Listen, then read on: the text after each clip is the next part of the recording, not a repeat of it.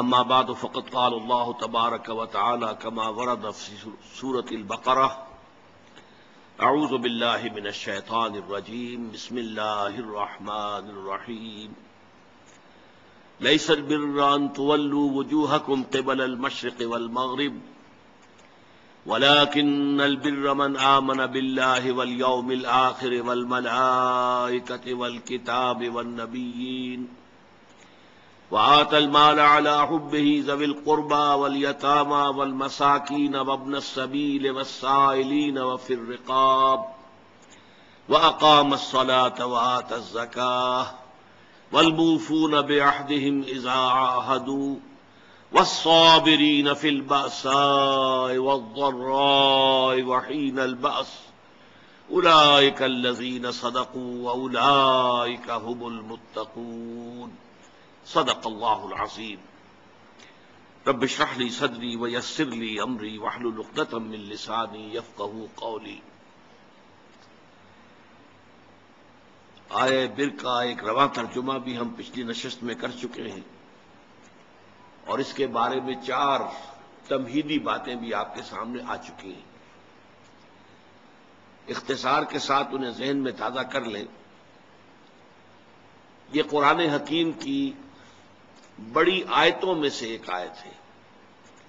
جیسے قرآن کی سورتیں بہت بڑی بھی ہیں، سورہ بقرہ 2.5 پاروں پر پھیلی ہوئی، ایسے ہی بہت چھوٹی بھی ہیں جیسے سورۃ العصر جو ہم نے پڑھی۔ اسی طرح آیات بھی بہت بڑی بھی ہیں، بہت چھوٹی بھی ہیں، اور یہ تمام امور توقیفی ہیں کہ حضور کے بتانے پر معین ہوا کہ یہ آیت ہے، یہ سورت ہے۔ اب یہ جو آیہ مبارکہ ہے قرآن حکیم کی 20 سورتیں اس سے چھوٹی ہیں، اور سورۃ العصر سے تو یہ تقریباً 3.5 گنا ہے اپنے حجم میں۔ دوسری بات یہ کہ یہ ہمارے اس منتخب نصاب کا موضوع ترین درس نمبر 2 ہے۔ سورۃ العصر میں نجات کے لیے 4 شرائط، 4 لوازم بیان ہوئے ایک لفظ میں، الا الذین آمنوا۔ یہاں اس ایمان کی تشریح ہو گئی، من آمن باللہ والیوم الآخر والملائکۃ والکتاب والنبیین۔ جیسے بند کلی جو تھی وہ کھل گئی، 5 پتیاں ظاہر ہو گئی۔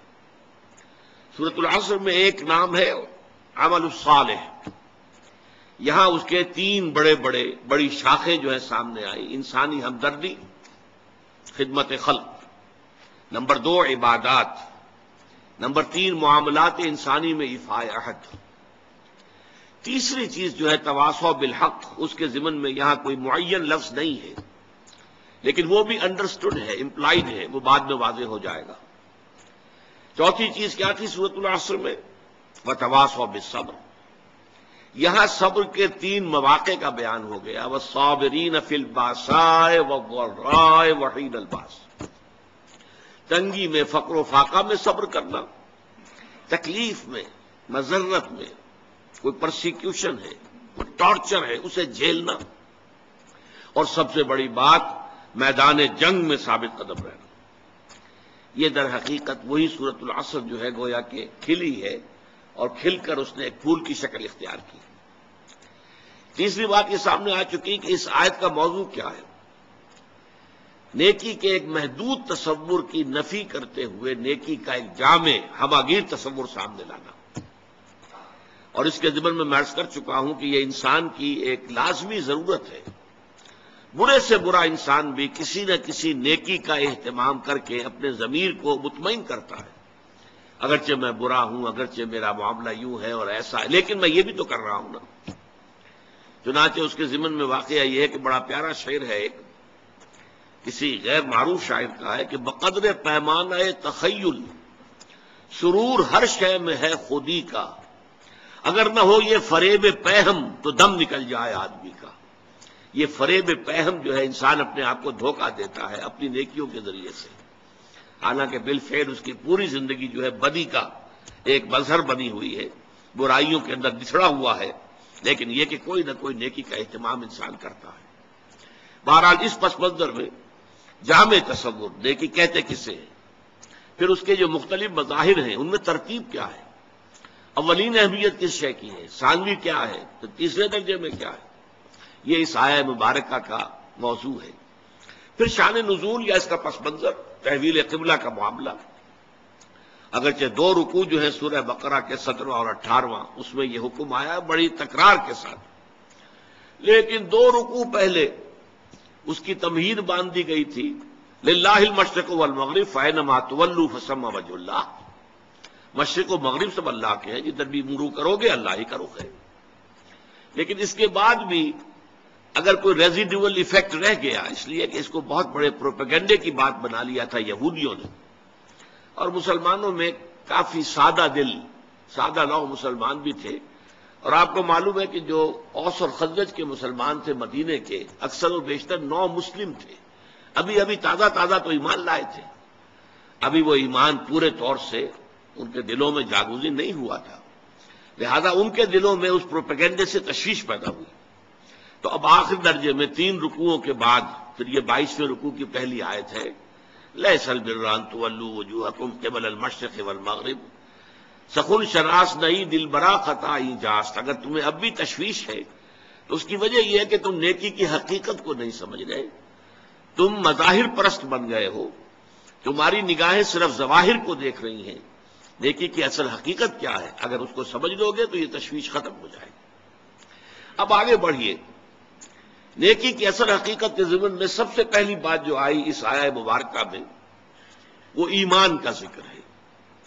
عام طور پر سوچا جائے گا کہ نیکی کا تعلق تو عمل سے ہوتا ہے، ایمان جو ہے وہ کسی عمل کا نام نہیں، ایمان تو در حقیقت ایک ذہنی اور قلبی کیفیت ہے، لیکن واقعہ یہ ہے کہ نیکی کی اصل روح جو ہے وہ ایمان ہے، اس لیے کہ ہر عمل کے 2 پہلو ہوتے ہیں، ایک عمل کا ظاہر ہے اور ایک اس کا اصل مقصد، باطنی طور پر اس عمل سے مقصود کیا ہے، موٹیویشن کیا ہے، جذبہ محرکہ کیا ہے، یہ 2 چیزیں بالکل علیحدہ ہیں۔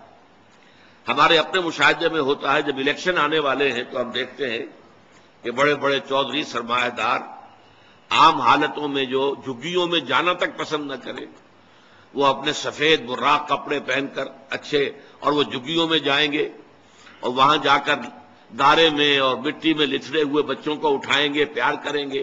کیوں؟ سب کو معلوم ہے کہ یہ اس لیے ہو رہا ہے، یہ اصل نیکی نہیں ہے، انہیں ووٹ چاہیے، الیکشن آنے والا ہے تو ووٹوں کے حصول کے لیے یہ سب کچھ ہو رہا ہے، تو گویا کہ موٹو لوگوں کے سامنے ہے تو وہ اسے نیکی شمار نہیں کر سکتے۔ تو یوں سمجھ لیجئے کہ نیکی کے ظاہر کو صرف نہیں دیکھنا کہ یہ نیکی کا کام ہے، بلکہ دیکھنا یہ ہوگا کہ اصل میں اس کی موٹیویشن کیا ہے، اس کا جذبہ محرکہ کیا ہے۔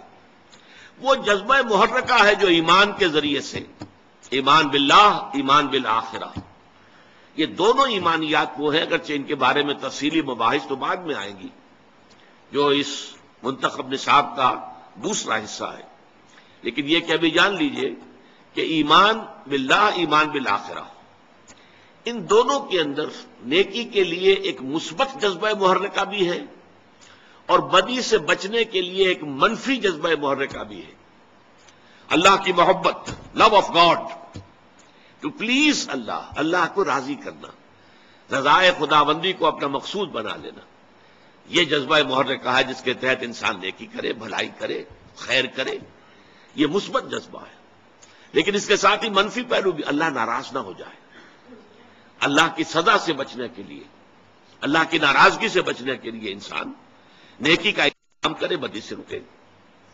اسی طرح جذبہ آخرت جو ہے، ایمان بالآخرہ، تو جنت کی طلب میں نیکی کا کام کرنا اور دوزخ سے بچنے کے لیے بدی سے بچنا، تو گویا کہ ایمان بالآخرہ اور ایمان باللہ دونوں میں مثبت پہلو بھی ہے، منفی بھی ہے، لیکن عام طور پر ایمان باللہ کا جو تذکرہ ہوتا ہے وہ منفی جذبے، مثبت جذبے کی حیثیت سے ہوتا ہے۔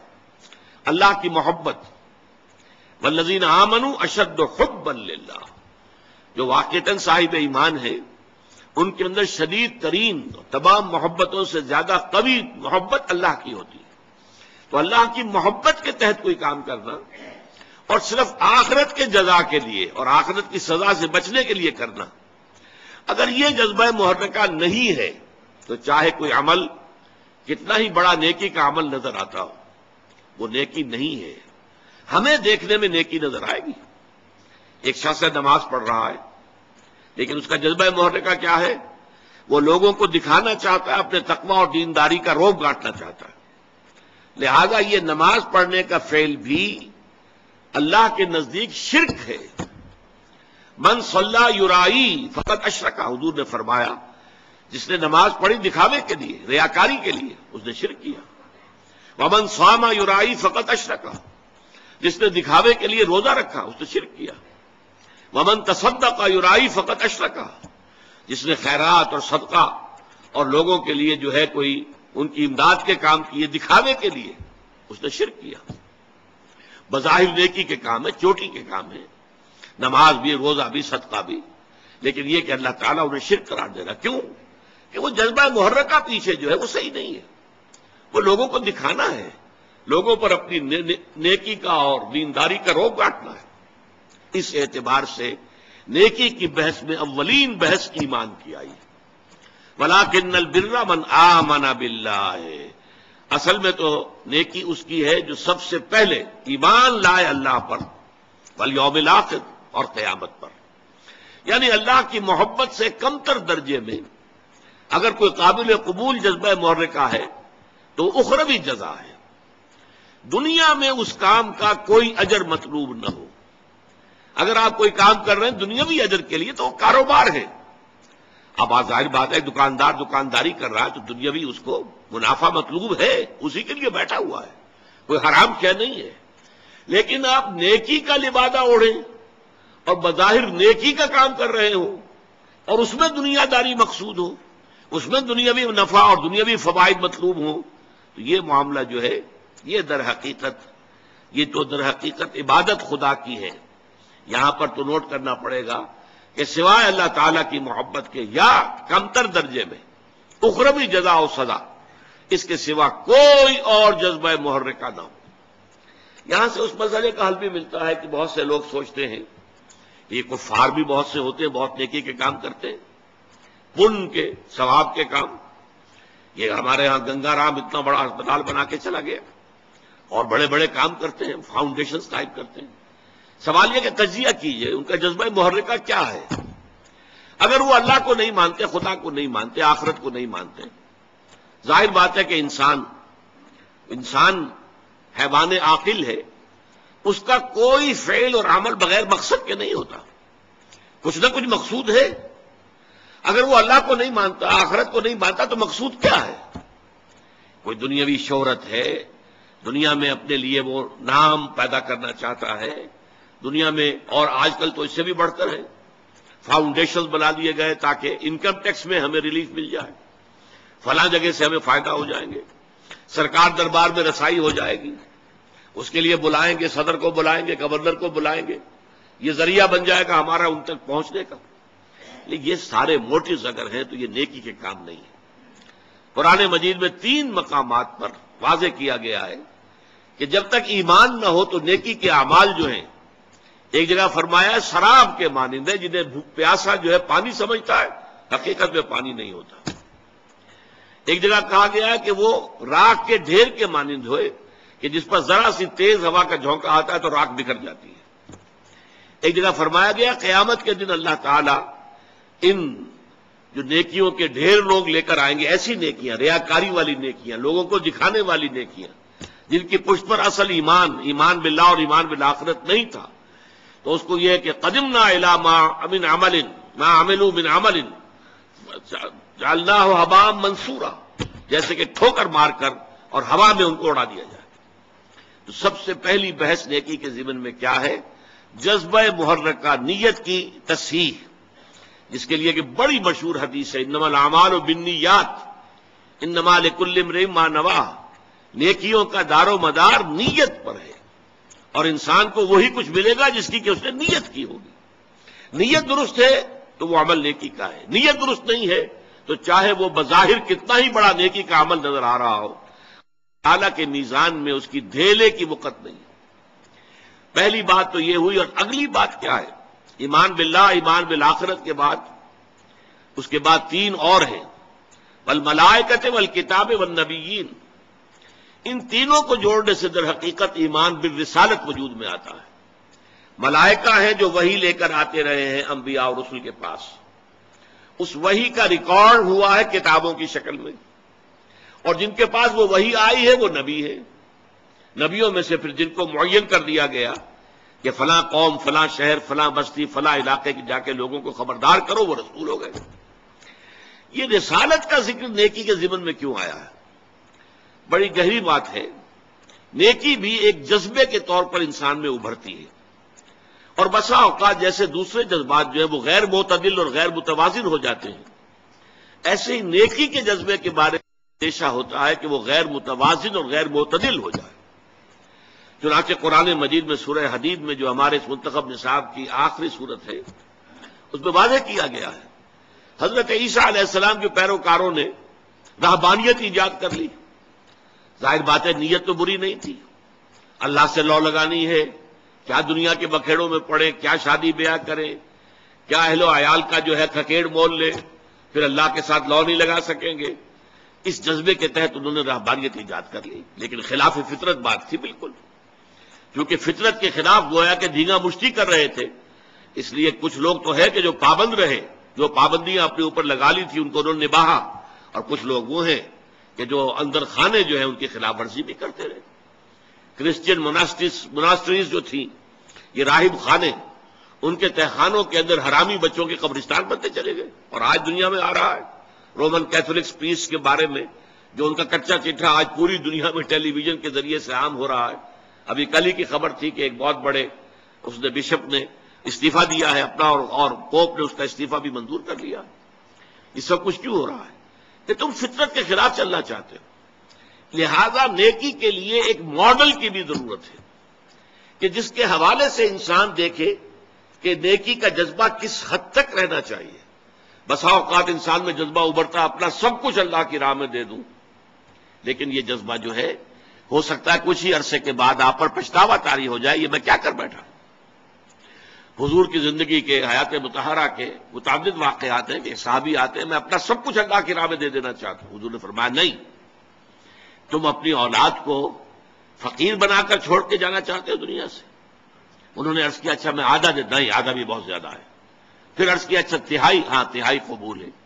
یہ تہائی ہی وہ ہے جس کے لیے انسان کو اختیار ہے کہ وہ اپنی جائیداد میں جو بھی ترکہ ہے اس میں وصیت کر سکتا ہے کسی کے لیے۔ باقی حصہ جو ہے 2/3 وہ وارثوں کا ہے، اس کے لیے جو بھی حصے مقرر کر دیے اللہ نے اسی کے مطابق تقسیم ہوگا۔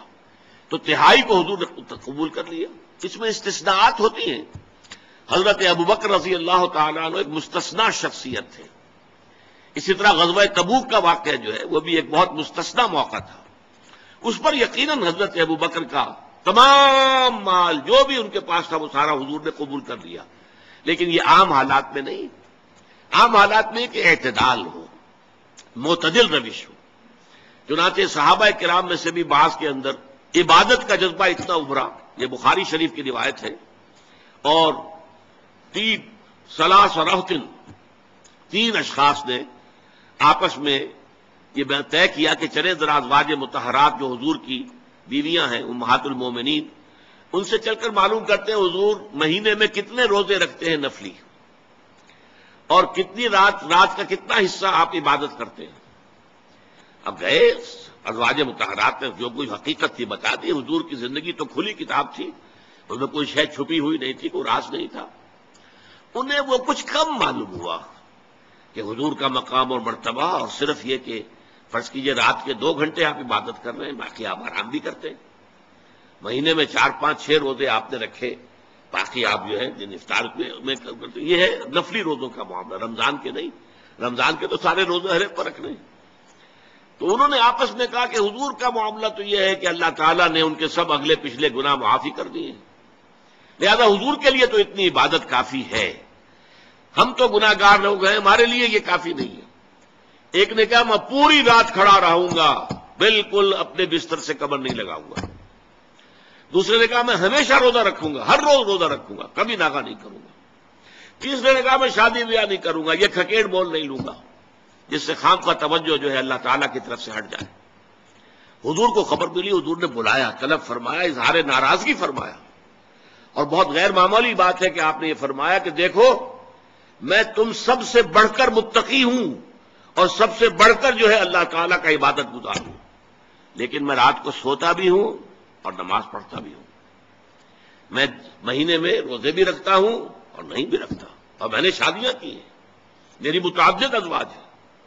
فمن رغب عن سنتی فلیس منی، تو جان لو جو میری سنت کو پسند نہیں کرے گا اس کا پھر مجھ سے کوئی تعلق نہیں ہوگا۔ یعنی یہ اعتدال ہے جو تمہیں برقرار رکھنا ہے، اس اعتدال کے ساتھ چلنا ہے۔ ماڈل لقد کان لکم فی رسول اللہ اسوۃ حسنہ، تمہارے لیے اللہ کے رسول صلی اللہ علیہ وسلم کی شخصیت کے اندر ایک نمونہ ہے، اس نمونے میں وہ توازن ہے، وہ اعتدال ہے کہ اس میں ترک دنیا بھی نہیں ہے، دنیا پرستی بھی نہیں ہے۔ حضرت عائشہ فرماتی ہے کہ حضور ہمارے مابین بیٹھے ہوتے تھے، پیار محبت کی باتیں ہوتی تھی، حضور کی جو نجی اور عائلی زندگی ہے وہ ہمارے ہاں جو بعض لوگ ہیں جنہیں تقویٰ کا کچھ زیادہ ہی جن پر رنگ چڑھ جاتا ہے، بڑی خشونت سی ہر وقت رہتی ہے، طبیعت میں سختی آ جاتی ہے، گھریلو زندگی میں بھی پیار و محبت کا گزر نہیں رہتا۔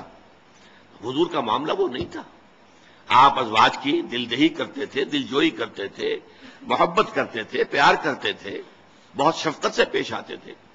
تو حضرت عائشہ فرماتی کہ ہمارے مابین بیٹھے ہوتے تھے اور یہ کہ جیسے ہی اذان کی آواز آتی تھی ایسے اٹھ کر چل دیتے تھے جیسے ہمیں جانتے ہی نہیں کہ ہم کون ہیں۔ یہ توازن ہے۔ اب اللہ کی پکار آ گئی ہے حی علی الصلاۃ، اب فوراً اٹھ جانا ہے۔ اب کوئی محبت دنیاوی، کوئی تعلق، کوئی کسی کی دلجوئی، یہ اب راستے میں آڑے نہیں آنی چاہیے، بلکہ فوراً اٹھ جانا ہے۔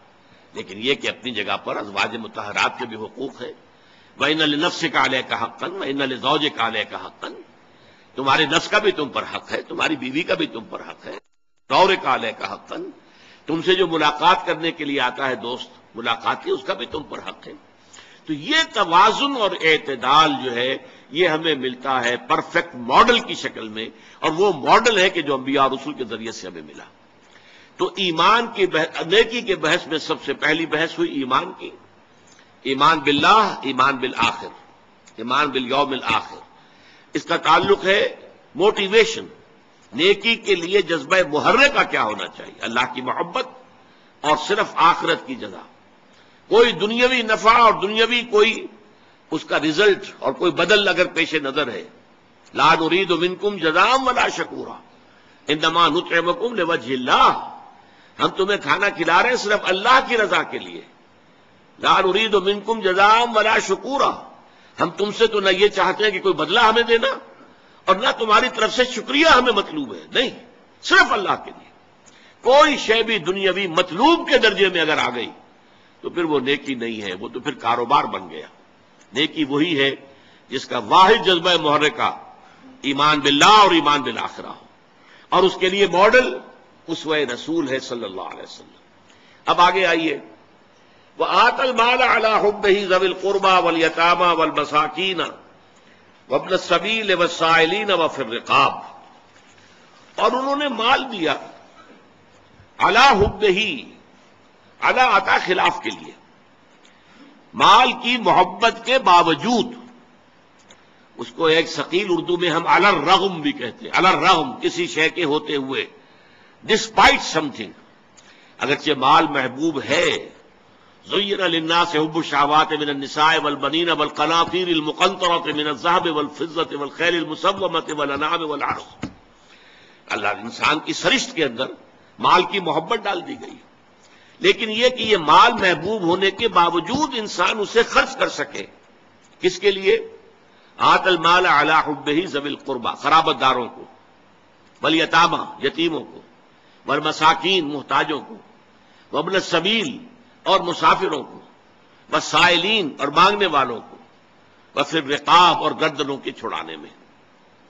اب پہلا نقطہ نوٹ کرنے کا جو ہے اور جو اہم ترین ہے وہ کیا ہے؟ دیکھیے، موضوع کے اعتبار سے ترتیب بدل جاتی ہے۔ اگر موضوع یہ ہو کہ ارکان اسلام کیا ہے تو سب سے پہلے کلمہ شہادت، ایمان کا لفظ اس میں نہیں آتا، شہادت اللہ الہ الا اللہ وان محمد رسول اللہ، اور اس کے فوراً بعد اقام الصلاۃ و ایتاء الزکاۃ، فوراً بعد۔ یہ کیوں ہے؟ اراکین اسلام یہی ہے، ارکان اسلام یہی ہے۔ اسی طریقے سے اسلامی معاشرے کے اندر اس کی جو ہمیں تنظیم کرنی ہے، آرگنائز کرنا ہے، اس میں اہم ترین چیز کیا ہے؟ نماز اور زکوٰۃ۔ لیکن یہاں بحث ہے نیکی کی حقیقت کیا ہے۔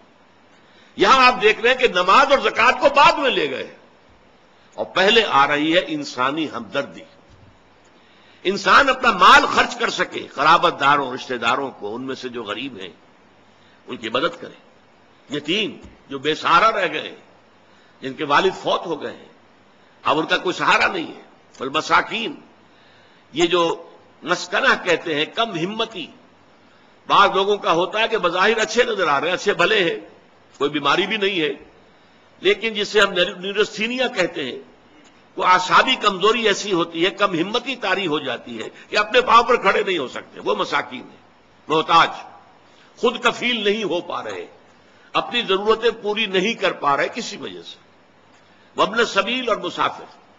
اس لیے کہ مسافرت میں یہ کیفیت پیدا ہو سکتی ہے کہ ایک شخص اپنے گھر میں اچھا بھلا ہے، اب آج کل تو آپ کو معلوم ہے ٹریولر سیکس بھی ہیں اور فلاں بھی ہے اور فلاں بھی ہے، پہلے تو کچھ نہیں ہوتا تھا، اور راستے میں جو پونجی لے کر آدمی چلا ہے، فرض کیجئے چوری ہو گئی تو اب تو وہ بالکل بے یار و مددگار ہے، اس کے پاس کچھ بھی نہیں، کوئی جاننے والا نہیں، کوئی قرض نہیں لے سکتا، کسی سے مانگ سکتا، تو سائل کے لیے ہو سکتا ہے جو مبلغ سبیل ہے کہ پھر وہ جو ہے ایسی حالت میں آ جائے کہ اس کو مدد کی ضرورت ہو، وہ سائلین، مانگنے والے۔ اس ضمن میں قرآن مجید نے اور حدیث نے اور حضور کی سنت و سیرت نے ایک بڑا عجیب، ایک اعتدال والی روش ہمیں سکھائی ہے۔ سوال کی مذمت ہے، مت مانگو کسی سے کچھ، جو کہ مانگنا اللہ سے مانگو، مانگو اللہ سے، انسانوں سے مت مانگو۔ مانگنے والا اپنی عزت نفس جو ہے ہتھیلی پر رکھ کر پیش کرتا ہے جس سے مانگ رہا ہے، مجھے دیجئے کچھ، عزت نفس تو یہاں رکھی ہے نا، گئی، تم اپنی عزت نفس کا ڈھیلا نہ کراؤ، جو مانگنا ہے۔ حضور نے فرمایا کہ اگر جوتے باندھنے کا فیتا جو ہے وہ تمہیں چاہیے، اللہ سے مانگو۔ اب یہ اللہ کا معاملہ کس ذریعے سے پہنچا دے، کس کے دل میں ڈال دے، کیا شکل پیدا کر دے، تمام اسباب جو ہیں عالم کے وہ تو اللہ کے قبضہ قدرت میں ہے، کون سے سبب کے ذریعے سے اللہ تعالیٰ وہ تمہاری ضرورت پوری کرا دے، یہ اس پر چھوڑو، مانگو اللہ سے، انسانوں کے سامنے دست سوال دراز مت کرو۔ لیکن دوسری طرف اگر کوئی اپنی ہتھیلی آپ کے سامنے کر ہی دے تو اسے ٹھوکر مت مارو، اس نے عزت نفس جو ہے اپنی ہتھیلی پر رکھ کر آپ کے سامنے رکھ دی ہے۔ اب تمہاری مروت، تمہاری شرافت کا تقاضا یہ ہے کہ اما السائل فلا تنہر، اب انہیں جھڑکنا نہیں ہے، ڈانٹ ڈپٹ نہیں کرنی ہے۔ اگرچہ ہمارے آج کل کے معاشرے میں جو پروفیشن بن گیا بیگری کا، اس میں بسا اوقات جو ہے پیچھا چھڑانا مشکل ہو جاتا ہے، اور واقعہ یہ ہے کہ ان کی اگر مدد کی جائے، اب کیا ہے، وہ آپ نے 1 روپیہ دے دیا تو بعض لوگ سمجھتے ہیں شاید بہت بڑا، میں نے حاتم طائی کی قبر پر لاک مار دی، روپیہ دے دیا، لیکن یہ تو اصل میں انسٹیٹیوشن آف بیگری کو آپ نے سپورٹ کیا۔ لیکن یہاں بھی آپ معذرت کریں، کچھ بھی کریں، کسی طریقے سے آپ اگر نہیں دینا چاہتے نہ دیں، ٹھیک ہے، لیکن ڈانٹنے کا آپ کو حق نہیں ہے، جھڑکنے کا آپ کو حق نہیں۔ اما السائل فلا تنہر، بلکہ یہ بھی آیا ایک حدیث میں کہ تم دو، کچھ نہ کچھ دو، سائل کا ہاتھ خالی نہ لوٹاؤ۔ یہاں تک ایک حدیث میں الفاظ ہیں، سائل کو ضرور دو، خواہ وہ گھوڑے پر سوار ہو کر تمہارے پاس آیا ہو۔ گھوڑے پر سوار ہو کر آنے والا جو ہے وہ تو صاحب عزت، صاحب حیثیت انسان ہوتا تھا نا، گھوڑا تو عرب میں ہر ایک کے پاس نہیں ہوتا تھا، اونٹ تو کہہ سکتے ہیں آپ کے بہت عام تھا، بھیڑیں بکریاں عام تھیں، گھوڑا جو ہے وہ تو کسی صاحب ثروت انسان کے پاس ہی ہوتا تھا، صاحب حیثیت۔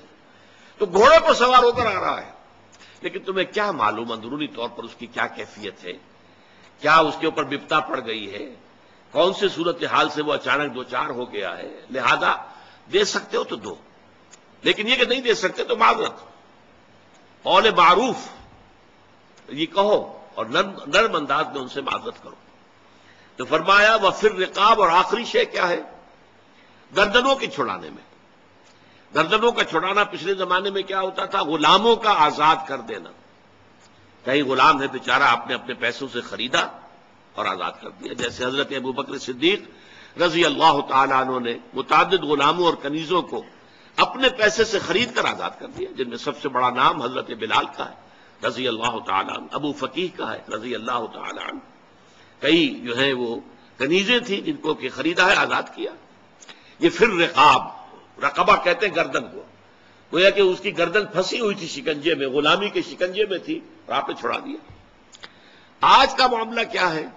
غلامی کی تو شکل میں نہیں ہے، بسا اوقات ایسا ہوتا ہے کہ کوئی کاروباری شخص کسی قرض کے چکر میں ایسا پھنس جاتا ہے کہ پوری کوشش کرنے کے باوجود نہیں نکل پا رہا، جتنے ہاتھ پاؤں مار رہا اور پھنس رہا ہے۔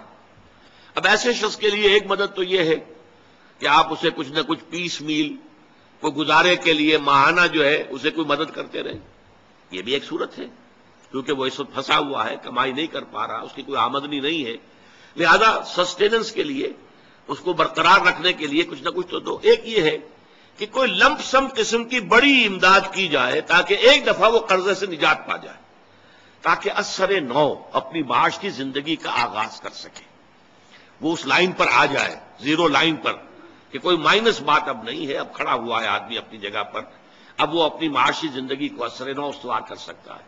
تو یہ میں نے ان چھ جو ہیں ان کی وضاحت آپ کے سامنے کر دی۔ اب جو اصل سمجھنے کی بات ہے وہ یہ ہے کہ دیکھیے مظاہر جو ہے نیکی کے، ایک ہے نیکی کی روح، وہ تو ایمان باللہ، ایمان بالآخرہ، ولیکن البر من آمن باللہ والیوم الآخر۔ نیکی کے لیے ایک معتدل ماڈل وہ ہے رسالت کے ذریعے سے۔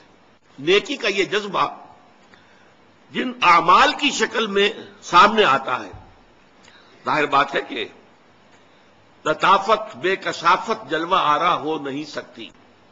کوئی بھی لطیف شے ہے اسے دنیا میں ظاہر ہونے کے لیے کوئی نہ کوئی مٹیریل اس کا غلاف جب تک نہیں ہوگا اس وقت تک آپ اسے دیکھ نہیں سکتے۔ تو یہ لطافت جو ہے اندر ایمان کی، ایمان باللہ، ایمان بالآخرہ، یہ اعمال کی شکل میں ظاہر آئے گی۔ ان اعمال میں اولین عمل جو ہے وہ انسانی ہمدردی کا عمل ہے۔ نماز بھی بعد میں ہے، وَأَقَامَ الصَّلَاةَ وَآتَى الزَّكَاةَ، اور اس کی وضاحت میں بعد میں کروں گا، لیکن یہ کہ اولین شے جو ہے خدمت خلق اور انسانی ہمدردی۔ وہ جو ایک شعر ہے بہت پامال ہے، سب لوگ جو ہیں ان کو یاد بھی ہوگا، درد دل کے واسطے پیدا کیا انسان کو، ورنہ تاج کے لیے کچھ کم نہ تھے کروبیاں۔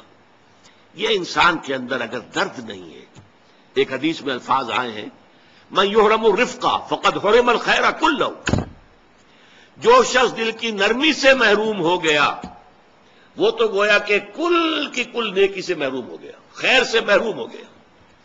کٹھور دل انسان ہے، سخت دل انسان ہے، کسی کو تکلیف میں دیکھ کر، آج یہاں کوئی نہیں ہے کہ جن کو بٹھانے کا انتظام کرے، ذرا آپ لوگ آگے آ جائیے تاکہ جو آ رہے ہیں ان کی جگہ ہو۔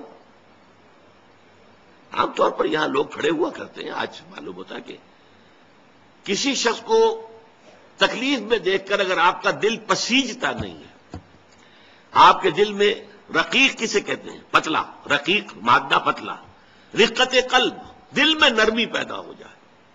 دل میں نرمی اگر پیدا نہیں ہوتی ہے تو پھر جان لیجئے، میں ایک بہت سخت بات کہنے لگا ہوں، ایک شخص عالم ہو سکتا ہے، مفتی ہو سکتا ہے، فقیہ ہو سکتا ہے، مفسر ہو سکتا ہے، محدث ہو سکتا ہے، عابد ہو سکتا ہے، زاہد ہو سکتا ہے، نیک نہیں ہو سکتا اگر انسانی ہمدردی کا مادہ اس کے دل میں نہیں۔ بات سمجھ لیا آپ نے پوری؟ یہ ہے ترتیب کے اندر مضمر۔ نماز اور زکوٰۃ کا ذکر بعد میں، وَآتَ الْمَالَ عَلَىٰ حُبِّهِ ذَوِي الْقُرْبَىٰ وَالْيَتَامَىٰ وَالْمَسَاكِينَ وَابْنَ السَّبِيلِ وَالسَّائِلِينَ وَفِي الرِّقَابِ، یہ پہلے آ رہا ہے۔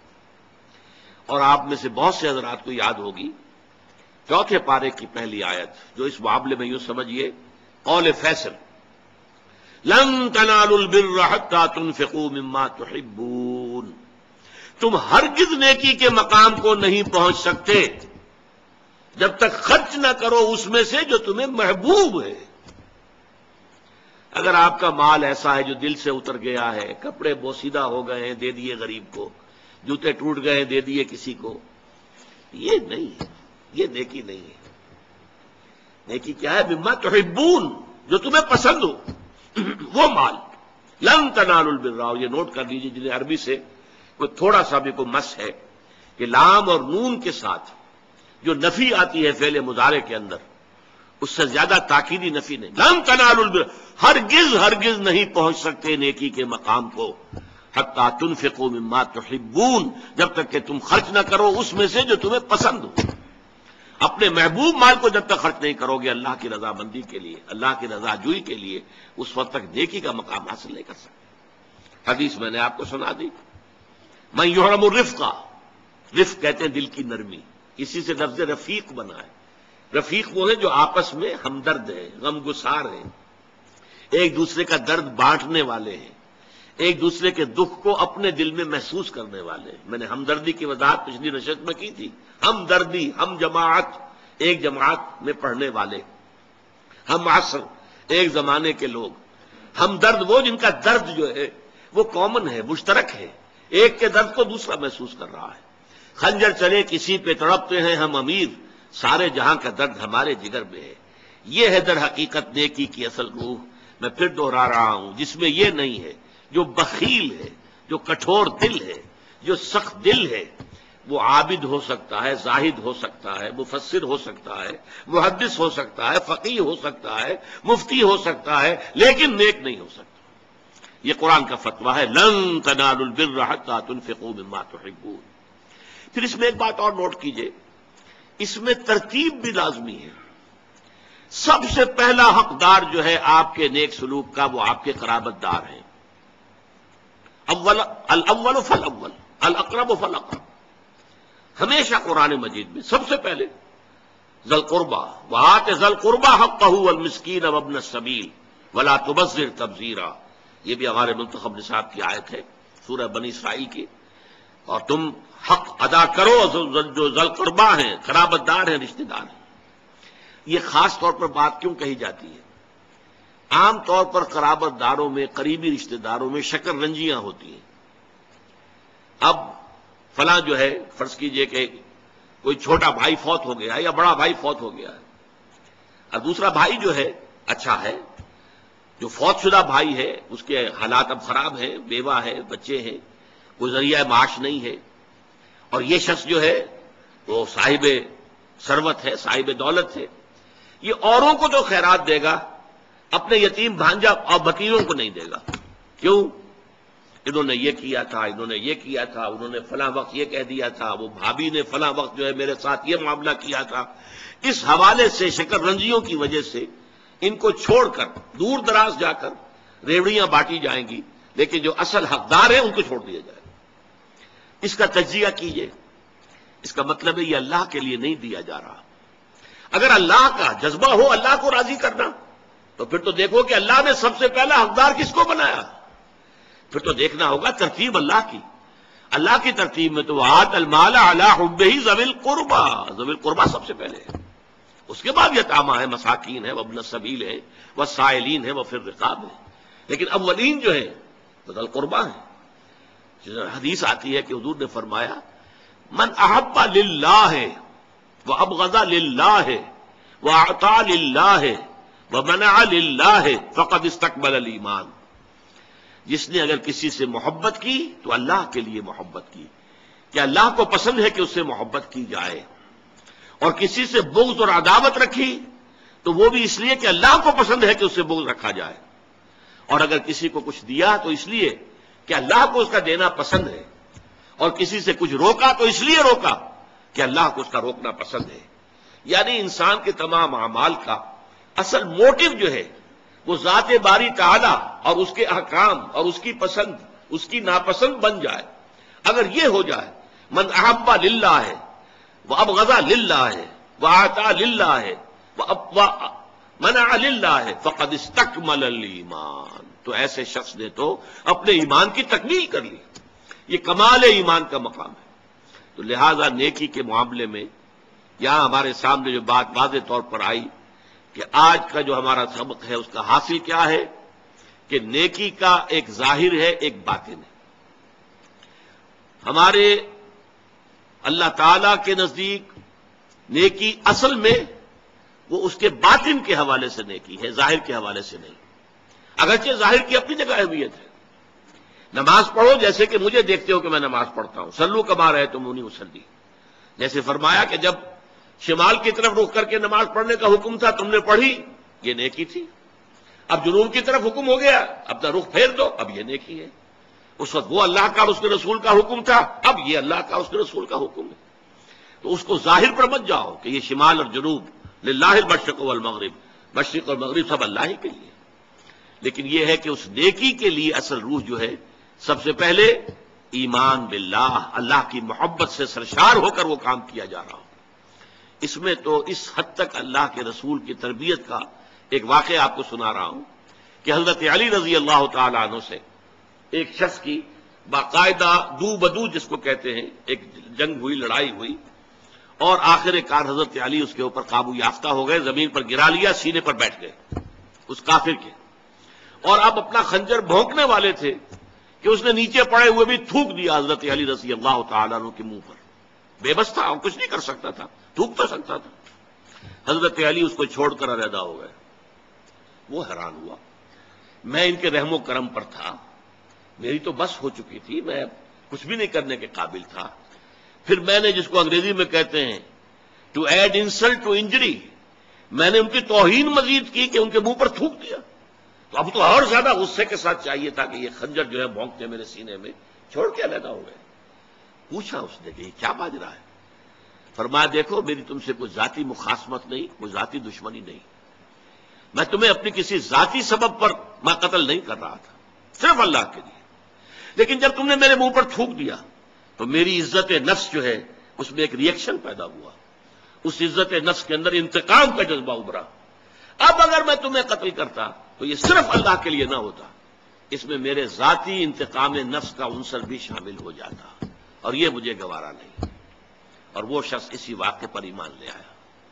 تو یہ ہے در حقیقت موٹیویشن، وَلَٰكِنَّ الْبِرَّ مَنْ آمَنَ بِاللَّهِ وَالْيَوْمِ الْآخِرِ وَالْمَلَائِكَةِ وَالْكِتَابِ وَالنَّبِيِّينَ وَآتَى الْمَالَ عَلَىٰ حُبِّهِ ذَوِي الْقُرْبَىٰ وَالْيَتَامَىٰ وَالْمَسَاكِينَ وَابْنَ السَّبِيلِ وَالسَّائِلِينَ وَفِي الرِّقَابِ۔